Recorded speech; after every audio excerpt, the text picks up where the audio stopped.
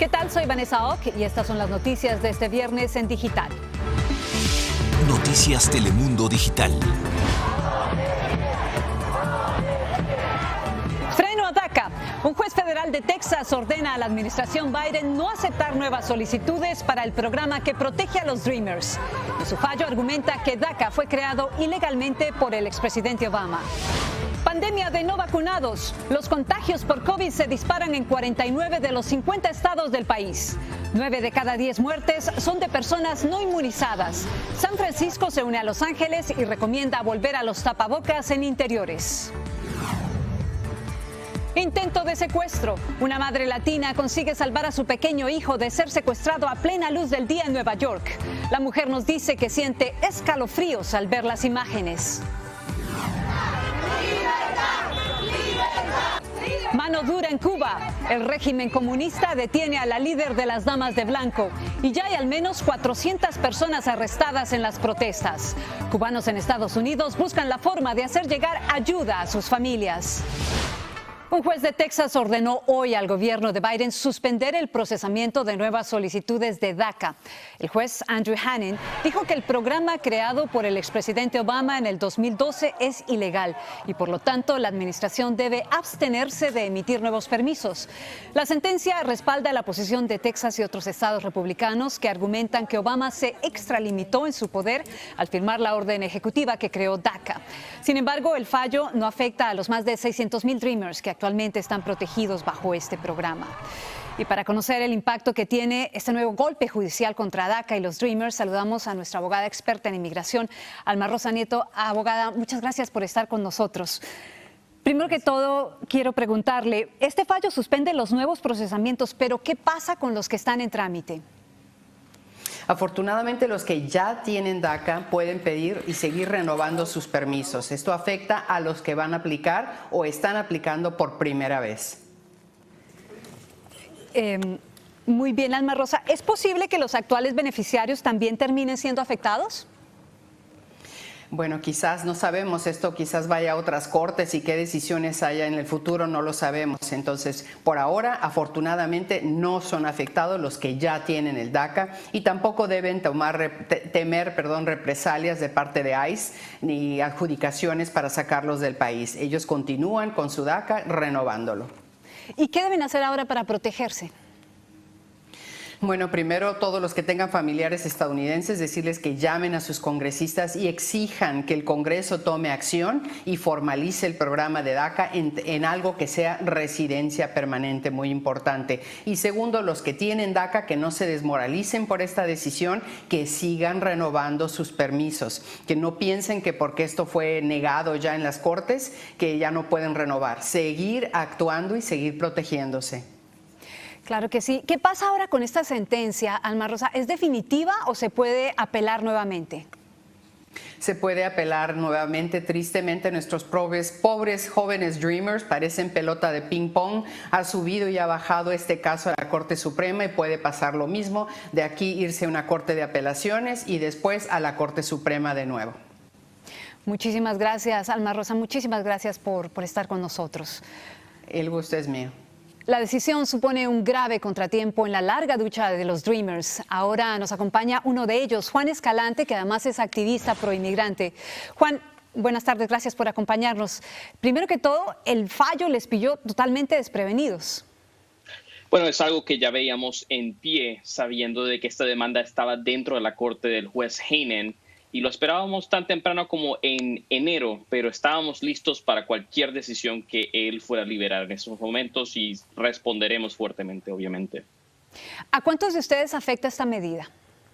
Bueno, creo que como la licenciada discutió este fallo, impacta específicamente a las personas que están aplicando por primera vez, es decir, las personas que están en el proceso de aplicar por su primera vez y que no han sido aprobadas serán impactadas. No tengo un número enfrente, pero sabemos que las personas que están bajo el programa en este momento también podrían ser afectadas si el gobierno de los Estados Unidos o el Congreso no construye un camino a la ciudadanía en los próximos meses. ¿Cuáles son los pasos que seguirán tras este fallo? Bueno, sabemos de que los Dreamers y los beneficiarios de DACA tienen básicamente un historial muy fuerte en este país y como siempre hemos hecho, le diremos al gobierno de que nosotros merecemos un camino a la ciudadanía y de que este país es nuestro hogar. Sí, precisamente te quería preguntar sobre eso. ¿Qué le van a pedir ahora al gobierno de Biden que prometió una solución definitiva para los Dreamers? Creo que lo que más importante que podemos hacer al gobierno en este momento es que las personas que tengan DACA, sus familias, sus vecinos, sus comunidades, llamen a sus senadores en este momento porque ellos tienen el poder de construir un camino a la ciudadanía en el próximo presupuesto federal. Entonces, si está preocupado usted del futuro mío o de algún compañero o algún familiar que tenga protecciones bajo el programa de DACA, le urjo que llamen a sus senadores federales, es decir, si vienen a la Florida sería Marco Rubio y Rick Scott, y les diga de que usted apoya un camino a la ciudadanía dentro del próximo presupuesto federal. Muchísimas gracias, muchas gracias por estar con nosotros, Juan.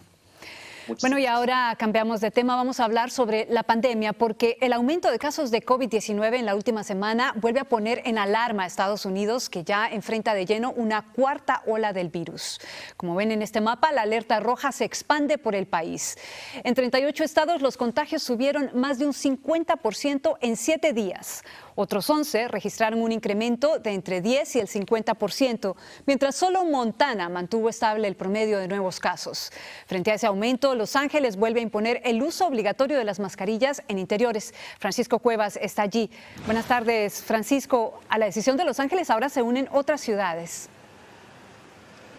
Bueno, Vanessa, por ahora Sacramento y San Francisco aquí en California están solamente recomendando el uso de mascarillas en lugares cerrados. Las Vegas anunció lo mismo hace unos momentos para todos sus visitantes, pero Los Ángeles está dando un paso más allá, haciéndolo obligatorio a partir de mañana por la noche.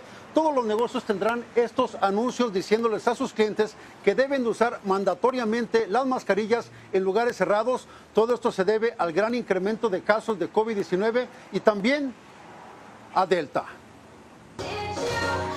En esta clase de aeróbicos en Los Ángeles, el tema del día fue el regreso de las mascarillas de manera obligatoria. Están aumentando los casos y uno es en un lugar cerrado y si uno necesita quitarse el estrés, necesita protegerse. Con números sobrepasando la marca de los 1,000 nuevos casos diariamente, implementaremos. El condado de Los Ángeles ordenó que a partir del sábado por la noche se usen mascarillas en lugares cerrados y otras ciudades como San Francisco y Sacramento las están recomendando. Le pegaron a mi muchacho, tuvimos que llamar a la policía, pero pues la gente se molesta, reacciona mal. El 40% de nuevos casos se reportan en Arkansas, Luisiana, Missouri, Nevada y Florida, estado donde se registra 1 de cada 5 nuevos casos. Hasta el gobernador Ron DeSantis ha declarado la guerra al Dr. Fauci, vendiendo camisetas y productos en los que se burla del experto. No creo que las mascarillas nos protejan, como tampoco creo o confío 100% en las vacunas. La alarma se dispara por todo el país. This is becoming a pandemic of the unvaccinated. We are seeing outbreaks of cases in parts of the country that have low vaccination coverage. Si uno mira o oye de las personas que han muerto del COVID-19, entonces hay que hacerlo, porque por unos pagamos todos. La Universidad de California, el sistema universitario más grande del país, anunció que maestros, estudiantes y trabajadores mandatoriamente tendrán que estar vacunados para el nuevo año escolar. La única forma en que vamos a vencer a este virus va a ser vacunando, vacunando y vacunando. Pero ya son 8 estados que han pasado ordenanzas prohibiendo se requieran pruebas de vacunación en escuelas. Con 4 millones de niños infectados y millones regresando a clases en unas semanas, aumenta la preocupación. En Los Ángeles, California, Francisco Cuevas, Noticias Telemundo. A la par de este rebrote de casos, el virus continúa robándose vidas, sobre todo de las personas no vacunadas. 9 de cada 10 de los fallecidos no se inmunizaron. Es el caso de Miguel, un padre de familia de California que no se decidió a vacunarse y se contagió primero. Francisco Fajardo nos tiene su historia. Cuando vemos la foto de que mi hija hizo, pues ahí es cuando dije, ay, Chihuahua, sí pasó. Cuando pensaron que el COVID estaba controlado, el virus golpeó en seco en esta casa de Oceanside, California. Cuando fuimos a dejar las cenizas al mar, fue también donde nos llega lo que realmente pasó. Miguel, su esposo y padre de sus hijas, murió el pasado 17 de mayo. El COVID lo mantuvo en el hospital por semanas, desarrolló neumonía y un coágulo en sus pulmones, hasta que su corazón no aguantó más. Tuvo muchas complicaciones porque él diabetes, tenía alta presión. Tenía 71 años, era conserje de la preparatoria Oceanside. Dejó a su esposa, a sus 2 hijas y a un nieto en camino. Siempre llegaba a la casa con muchos libros, leía con él, iba a ir a pescar con él. A donde nunca llegó Miguel fue a vacunarse. Su esposa Minerva, quien sí se vacunó, asegura que ella le insistió hasta el cansancio, pero él quería esperar. Esperar como un año más o menos para ver, dice, cuáles son las reacciones en otras personas. ¿Cree que si su esposo se hubiera puesto la vacuna, estaría ahora aquí? Pues yo puedo decir que sí, ¿verdad?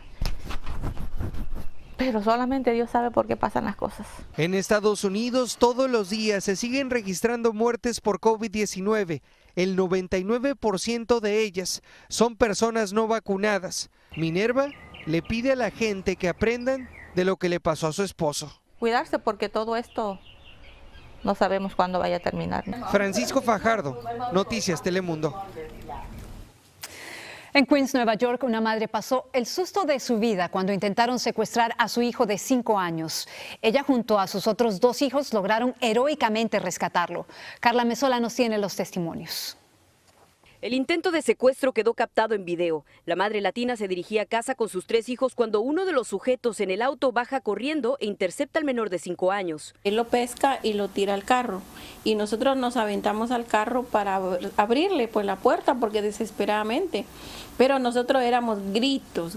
Afortunadamente lograron sacarlo a tiempo. Cuando veo que lo agarra, yo ya me imaginaba a mi niño no sé dónde, sentí que ya no lo tenía. La familia originaria de Guatemala aún no puede creer lo sucedido la tarde de este jueves en Richmond Hill, Nueva York. Junto a su madre, quien prefirió ocultar su nombre por temor a represalias, los hermanitos de 8 y 9 años corrieron a rescatarlo sacando al pequeño por la ventana. Y estaba diciendo al muchacho, dame mi hermano otra vez, dame. Minutos antes del incidente, los 2 sospechosos salieron tranquilamente de este supermercado hasta llegar a este punto donde estaba su auto estacionado y donde sucedió el forcejeo. La policía pide la ayuda del público para dar con los 2 hombres que se dieron a la fuga en el sedán de 4 puertas. Por aquí es un área donde la policía no se ve. A mí me pasa un caso así y yo creo que yo muero en el instante. Aún no se sabe si venían siguiendo a la familia o simplemente esperaban por una víctima. Cuando ya el detective le mostró la foto y le dice, ¿tú sabes quién es el que pasó ahí? Le dice, sí, él me robó, le dice. Por ahora, los pequeños héroes intentan reponerse del traumático evento y agradecen estar juntos. Yo corrí a ganar a mi hermano y le quiero mucho. Mi familia es más importante de todo. Me siento bendecida porque tengo a mis hijos, tengo a los 3, estoy bien. En Queens, Nueva York, Carla Mesola, Noticias Telemundo. Afortunadamente todos están bien. Volviendo a temas migratorios, el número de personas que cruzó irregularmente la frontera llega a otra marca significativa. En lo que va del año fiscal, más de 1.100.000 migrantes fueron detenidos por la patrulla fronteriza, la mayor cifra en al menos una década. El pasado junio fue nuevamente muy activo en la llegada de inmigrantes, pero la mayoría son deportados inmediatamente bajo el Título 42, la medida impuesta por Trump que se ampara en la pandemia para expulsarlos. La situación también se desborda del lado mexicano. El refugio para migrantes de Tapachula, en el sureste del país, se encuentra a tope. Más de 2.000 migrantes continúan varados en esta zona. La mayoría son haitianos, pero también vienen de Cuba y países de Centroamérica buscando asilo en México. La Comisión Mexicana de Ayuda a Refugiados lanzó una nueva estrategia para agilizar las solicitudes e iniciarlas vía telefónica. En Cuba, activistas registran más de 400 detenidos tras las multitudinarias protestas de los últimos días, incluyendo al menos 7 periodistas. Familiares de muchos de ellos ni siquiera saben en qué prisión se encuentran. Mientras en Miami, los exiliados siguen movilizando apoyos. Rogelio Moratagle está en una de esas concentraciones. Rogelio, muy buenas tardes. Entre otras cosas, están pidiendo libertad para los detenidos políticos. Así es, Vanessa, pues por sexto día consecutivo el exilio cubano se manifiesta en las calles. Entre otras cosas está lo que tú dices, están pidiendo libertad para las personas que están detenidas y también que den razón de dónde están los desaparecidos. Todo esto mientras la isla sigue desconectada del internet y mientras el gobierno está esperando que no se muestren las imágenes de represión.